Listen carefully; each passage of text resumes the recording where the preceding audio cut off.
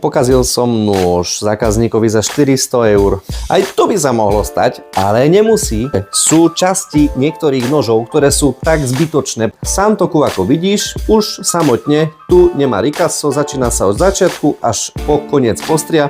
Má síce bublinky a preto odporúčam Santoku kúpiť bez bubliniek, hoď je to na rezanie a na to, že by sa mäso odlepilo z toho noža, ale keď sa dostaneš s brúsením až na túto časť, tak musíš rátať s tým, že budeš tam mať ako zúbkovaný nôž. V domácnosti tento nôž len tak bežne nenabrúsiš až odtiaľto, ale musí ti zbrúsiť brúsič tú celú časť a vlastne, aby si mohol využiť aj urobiť fazetu vlastne tak, že by si mal po celej línii, alebo sa bude len prispôsobovať po tejto časti a bude vyzerať ako poškodený nôž. Telo noža sa začína hrubo.